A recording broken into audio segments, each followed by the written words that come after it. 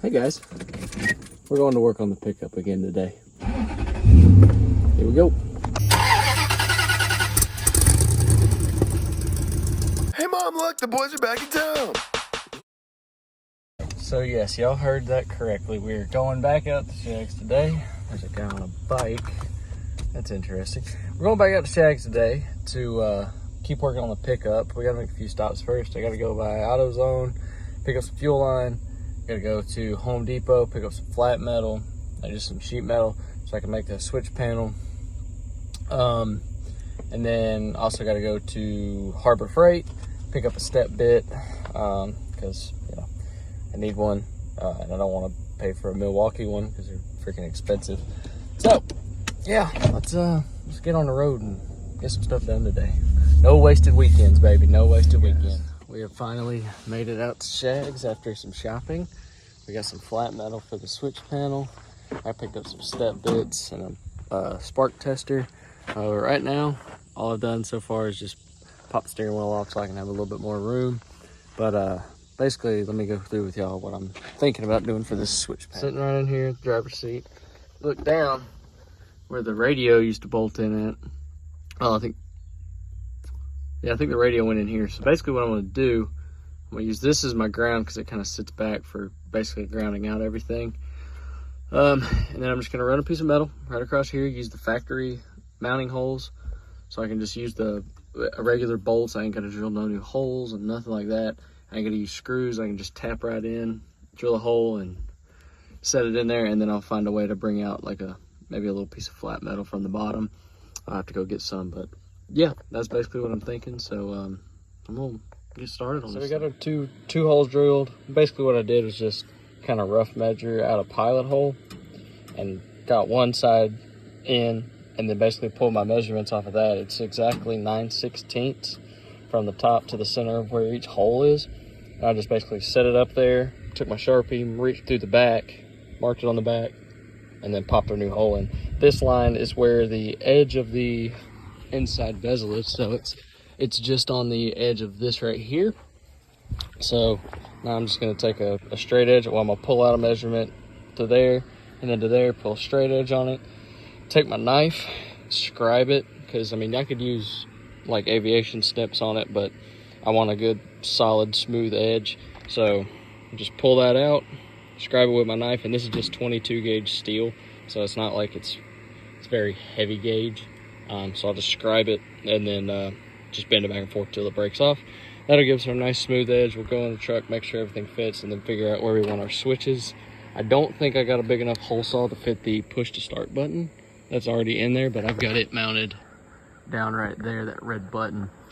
But basically we're gonna have this one for our fuel because if something bad happens, we want to be able to just flip the switch and fuel's off. That's a big thing. And then these two are just going to be ignition and whatever I so decide to be for this one. But yeah, we'll keep rocking and rolling. All right, so this one, pull out our measurement, 8 3/4. Do the same thing on the bottom, 8 3/4. And then I need to find a straight edge. So we'll just take this right here, because why not? Set it up straight. I'll eyeball it. A Sharpie. We'll pull our straight line. Now we have our straight line that we can scribe it, cut it, and be good to go. Now, I honestly could probably use an angle grinder to do this and cut it just straight, but you know, sometimes you want to be delicate. And now is definitely one of those times. Bam. Just like that, you got a switch panel. Well, the beginnings of a switch panel. Not really no jagged edges on it, no burrs, no nothing like that. Probably hit it with a flap wheel just to smooth out the edge, but yeah, it's just one step closer to the end. Take the old screwdriver here and just rough mounted it into the truck. I might need to widen this hole up just a little bit, bring it up. It's not quite level, but all in all, it's in the truck. So now I can figure out, you know, where I want my switches. If I go look at these, like I said, we got a quick shutoff valve, or a quick shutoff switch for the fuel pump. So I want it as close to me as possible. So I'm thinking I'll mount it right here. That way it's easily accessible. Don't really have to worry about it. I also got to think about, you know, the gear shifter coming up. I don't want to be smacking into anything. And then I'll probably just mount this one here and this one directly beside it. That way we've got everything right here. Good reach on it. Thankfully this seat does adjust so I can slide it forward, but it's probably getting bucket seats if I decide to do that. If I want to spend the money on that. But yeah, we're gonna start laying some stuff out here. I got plenty of clearance behind it for everything. And if push comes to shove, we can shorten it up if need be. We're back. We got the switch panel in. The start button actually fit. Steering wheel still off. Splicing into the engine power and the ignition power. So we can splice those over into the new wiring harness after we run it to the ignition to the switch. So that way we can flip it on. The ECU will read full power.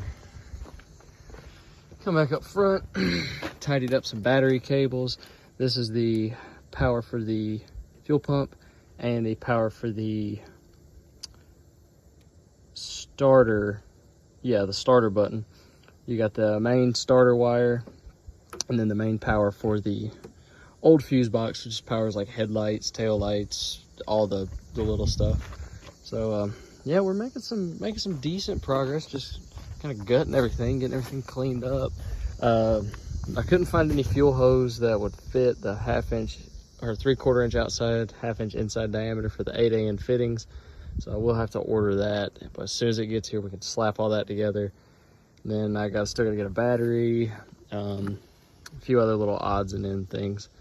But yeah, the switch panel came out good. We'll get these wires ran over, and then I think I'm gonna try to get the dashboard back in, but all right. We'll see. The temperature's reached a scorching 500 degrees, it feels like, but the ECU is now mounted. Ignore the cut pigtails. We gotta wire in the new ones. Yeah, the new ECU is mounted. It's grounded out twice. I got the actual ground bracket on from the 22RE. It wouldn't fit in the original spot, so I just kind of sanded down that tab, mounted it there, then ran a ground strap from it to a dedicated ground, which y'all can see right there, just so I know the ECU is actually grounded. And of course, I'll have to come back through and check everything with a power probe once I'm done. But essentially what we got here is the ignition wire and the engine main power wire running from the fuse box on the other side. And we're gonna splice these into this harness, and those run to these switches so we can give it power at any time we so please. Hopefully that will actually bump this thing to life. The dash is back in. You know, I got the underside of the steering column back in. And yeah, we're gonna be getting a quick release steering wheel for it, so I'm not even really worried about putting the old one back on. But it's coming together slowly but surely. It's very hot, and still need fuel stuff, so we're getting somewhere, but we will keep on trucking through the day. It only took diving down underneath the truck, crawling around on the ground for a little while. The old harness is finally out. So old harness is out, new harness is kind of tucked down in there. I gotta crawl under there still and hooking everything up to the transmission. But I did notice while I was down here that we only put one bolt in the drive shaft. So it rolled all the way from where the shop was to here, with that drive shaft just doing big circles. Oh well, it don't matter. It's just another thing. Engine mounts didn't break, nothing burnt, so it's all good. It's all good. Looks like a storm's coming. But yeah, next thing I'm gonna be doing is, well, I'm not really sure, honestly. Haven't quite got that far. I'm probably gonna try to reroute the fuel line now, since I can actually get under the truck. But yeah, we'll see. I'm just kind of killing time now, but here we go. All right, guys.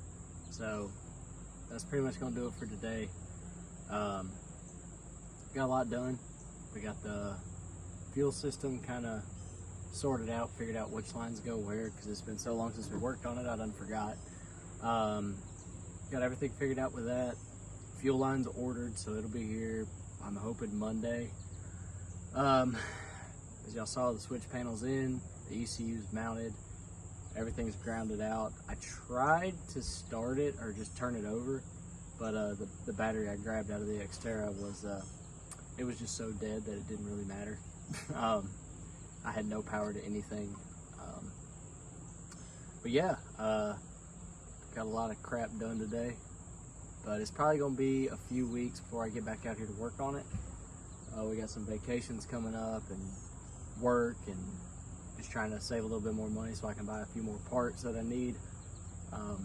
But yeah, we got a lot done, and it's gonna be good. Hopefully in the next couple videos we can get this thing started, at least get it idling somewhat decent. I don't know. I've been doing a lot of research, got a lot of things figured out that I wasn't sure about to begin with.